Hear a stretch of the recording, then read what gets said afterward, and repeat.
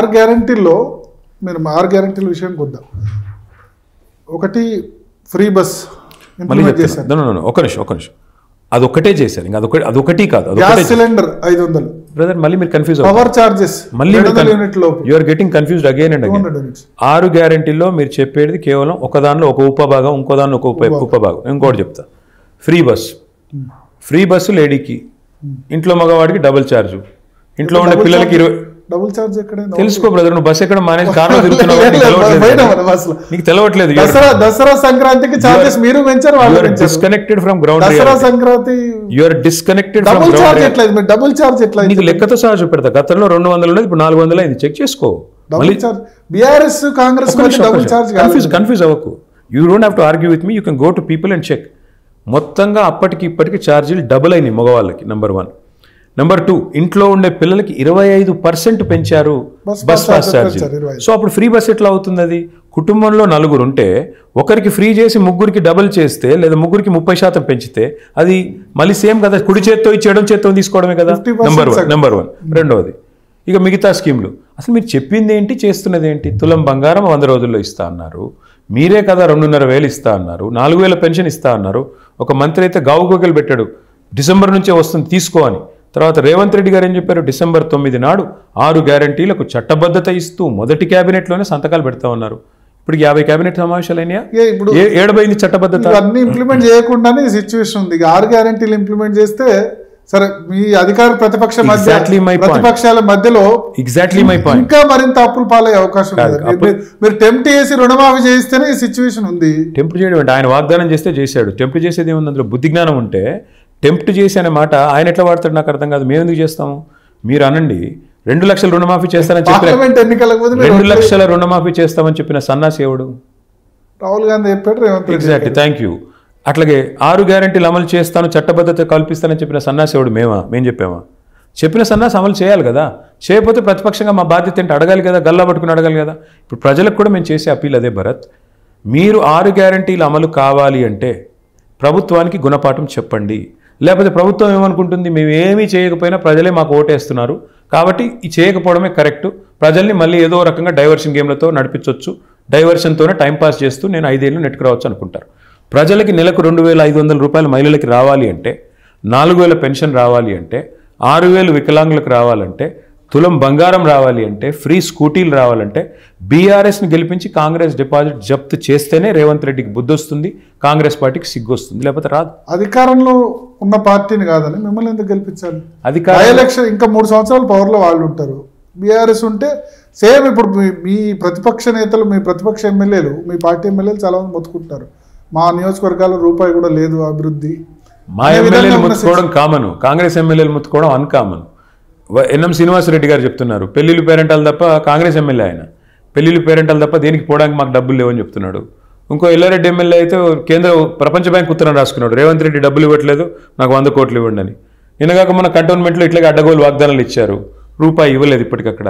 కాబట్టి నేననేది ఏమంటే, ఉన్న కాంగ్రెస్ ఎమ్మెల్యేలకే రూపాయి ఇవ్వనోడు, లక్షలాది మంది విద్యార్థులకు ఫీజు రీయింబర్స్మెంట్ ఇవ్వనోడు, రిటైర్డ్ ఎంప్లాయీస్కి రిటైర్మెంట్ బెనిఫిట్లు ఇవ్వనోడు, మహిళలకు 2,500 కొట్టినోడు, జూబ్లీ హిల్స్లో చెప్పే అడ్డమైన వాటికి విలువ ఉంటుందని అడుగుతున్నాను. ఆల్రెడీ 2,000 కోట్ల విలువైన వర్క్ స్టార్ట్ అయినాయి అని చెప్తున్నారు. ఏ దేశంలో, ఏ ప్రపంచంలో? జూబ్లీ హిల్స్లో. పాకిస్తాన్లో ఏమన్నా నాకైతే తెలియదు. జూబ్లీ హిల్స్లో అయితే ఎక్కడా అవ్వలేదు.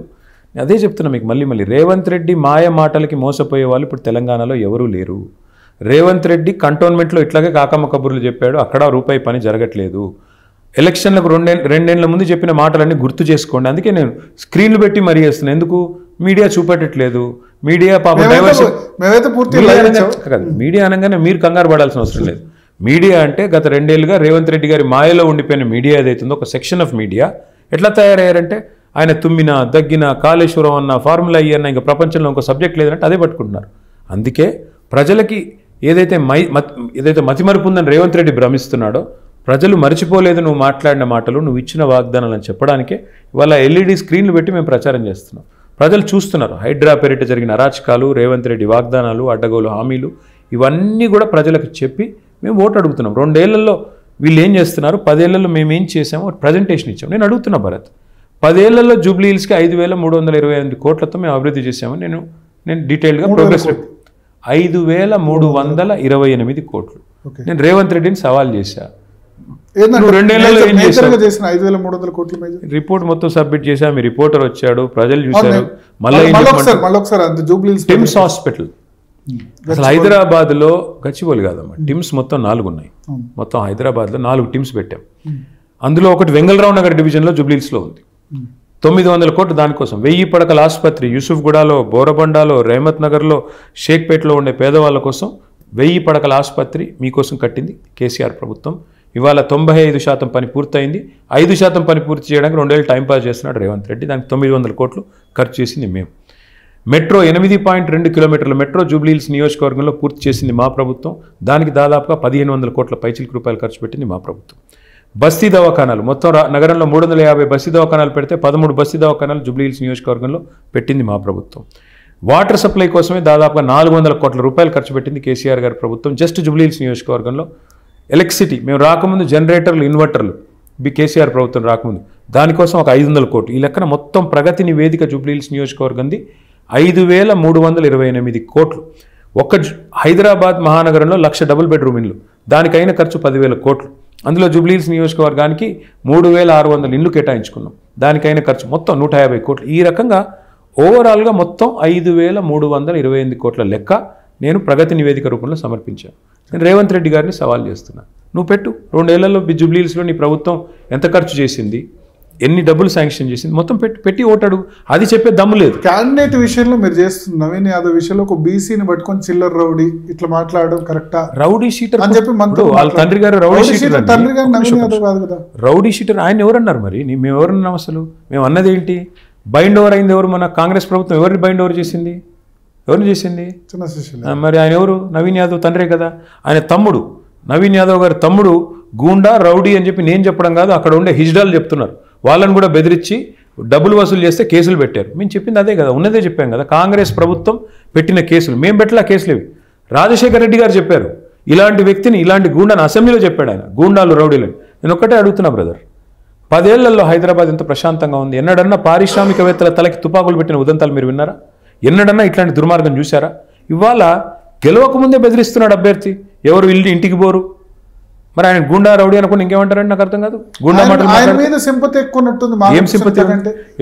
ఓడిపోయాడు ఇక్కడ నుంచి. ఆయన ఏదో చాలా గొప్ప నాయకుడు అని మీరు అనుకుంటున్నారు. ఆయన కార్పొరేటర్ కూడా ఓడిపోయాడు 10 సార్లు పోటీ. ఎట్లంటే చాలా మంది ఊళ్ళో ఉంటారు. 2014లో అదే మన అదే చెప్తున్నా. అల్టిమేట్గా ఎన్నిసార్లు ఓడిపోయారు అన్నది కాదు కదా. ఇప్పుడు గెలిచి అసలు ఇప్పుడు ప్రజలకి ఏం చేశారు మీరు? మీరు ప్రజలకు చేసిన ఒక మంచి పని చెప్పండి. ఇప్పుడు నేను అడుగుతున్న భరత్, ఇక్కడ నుంచి స్ట్రైట్గా కెమెరా తీసుకొని యూసుఫ్ కూడా పోదాం. కాంగ్రెస్ ఆఫీస్ ఉంది, అది కబ్జా కాదా? నేను వెళ్ళి చూడు. ఇప్పుడు వెళ్ళి పక్కన స్కూల్, గవర్నమెంట్ స్కూల్ జాగా కబ్జా పెడితే, అక్కడ కాంగ్రెస్ ఆఫీస్ పెడితే వాళ్ళని ఏమంటారు? కబ్జాదారులు అనకుండా ఇంకేమైనా వేరే పేరు చెప్తారా? ఎంఐఎం సంబంధించి రోల్ మీ దానిలో ఫ్రెండ్లీగా ఉన్నారు 10 సంవత్సరాలు. ఇప్పుడు వాళ్ళకు కూడా ప్రచారం చేస్తున్నారు. కానీ తప్పు చేశాము ఎంఐఎన్ని ఆ 10 సంవత్సరాల దగ్గర తీసి అనిపించిందా?